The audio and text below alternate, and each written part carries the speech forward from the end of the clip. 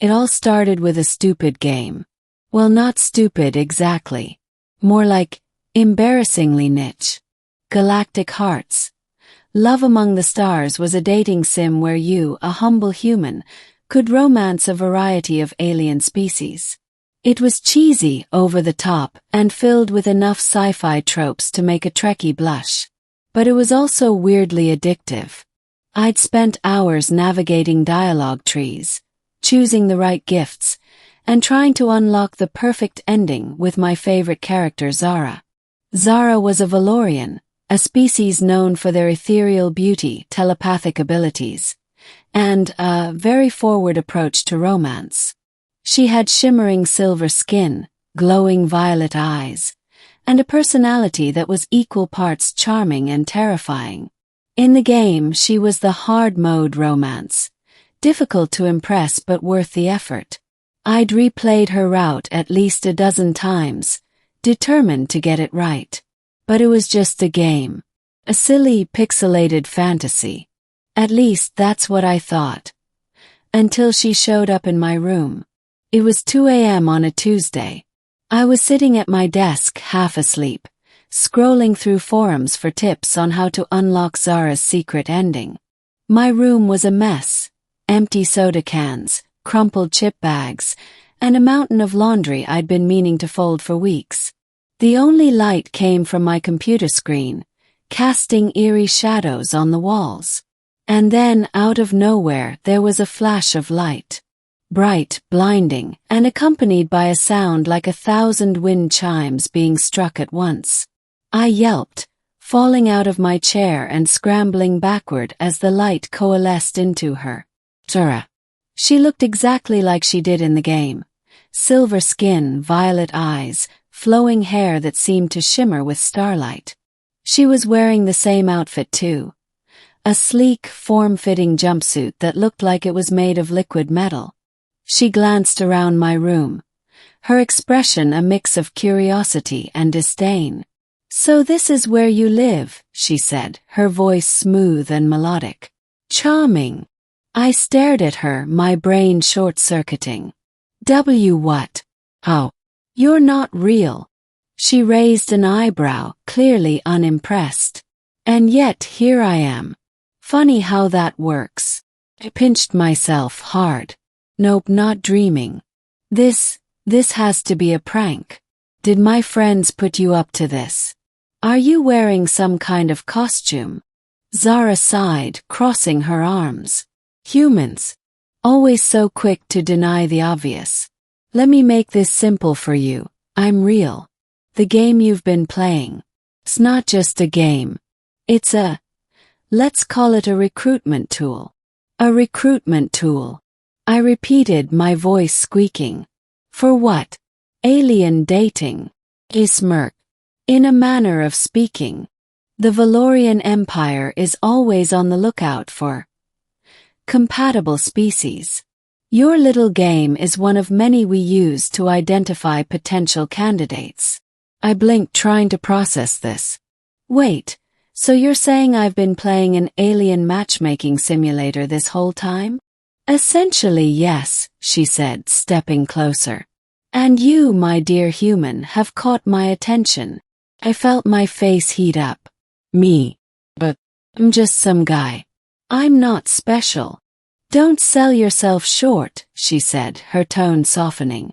You've shown remarkable persistence, creativity, and, well, let's just say your choices in the game were intriguing. I swallowed hard, my heart racing. So what happens now? Zara smiled, a slow, predatory grin that sent shivers down my spine. Now we see if you're as charming in person as you are in the game. The next few days were a blur. Zara insisted on staying with me, claiming she needed to observe me in my natural habitat. I tried to explain that my natural habitat was mostly just me eating junk food and binge-watching TV, but she didn't seem to mind. If anything, she found my human quirks endlessly amusing. She also had a knack for getting me into trouble. Like the time she convinced me to take her to a karaoke bar, where she proceeded to blow everyone's minds with her otherworldly singing voice. Or the time she accidentally set my microwave on fire because she thought it was a primitive matter replicator. Don't ask. But despite the chaos, I couldn't help but enjoy her company. She was witty, confident, and surprisingly kind, once you got past the whole alien overlord thing. And the more time we spent together, the more I realized I was starting to fall for her. Which was insane, obviously. She was an alien. A fictional alien, at least until recently. But there was something about her that made me feel alive. Like I was part of something bigger than myself. Of course it couldn't last. One evening, as we were sitting on the couch watching Star Trek, her idea, not mine, Zara suddenly went quiet. Her glowing eyes dimmed, and she stared at the wall like she was seeing something I couldn't. "What's wrong?" I asked, my stomach twisting with unease. She turned to me, her expression unreadable. "I have to go." "Go? Go where?" "Back to my ship," she said, standing up. "My mission here is complete." I felt like I'd been punched in the gut. "Your mission? Is that all this was? Some kind of alien field trip?" "It's more complicated than that," she said, her voice tinged with regret. "I wasn't entirely honest with you. The game, it's not just a recruitment tool. It's also a test. A way to determine if a species is worthy of joining the Velorian Empire." I stared at her, my mind racing. "And did we pass?" She hesitated, then shook her head. "No, your species is too volatile, too prone to conflict. The Empire has decided to sever all ties with Earth." I felt a lump form in my throat. "So that's it. You're just going to leave?" "I don't have a choice," she said, her voice barely above a whisper. "But before I go, I want you to know that this wasn't just a mission for me. You're different, special. And if things were different, I would have liked to stay." I wanted to argue, to beg her to take me with her, but I knew it was pointless. She was an alien, bound by rules I couldn't even begin to understand. And I was just a human, stuck on a planet that had just been deemed unworthy. The next morning she was gone. There was no flash of light, no dramatic farewell.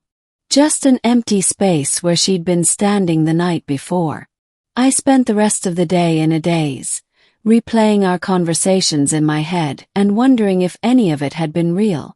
Eventually I turned on my computer and opened Galactic Hearts. Zara's character was still there, of course, her pixelated form as beautiful as ever. But it wasn't the same. She wasn't the same. I closed the game and uninstalled it. It felt wrong to keep playing, knowing what I knew now. But as I sat there, staring at my blank desktop, I couldn't help but smile.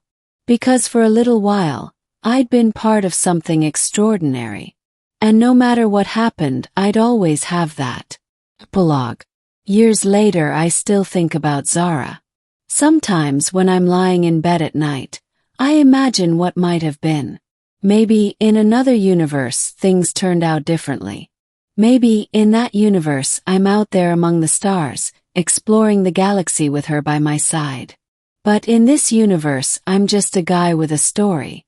A story about how my alien dating sim turned out to be real. And how, for a brief, shining moment, I found love among the stars. And honestly, that's enough for me.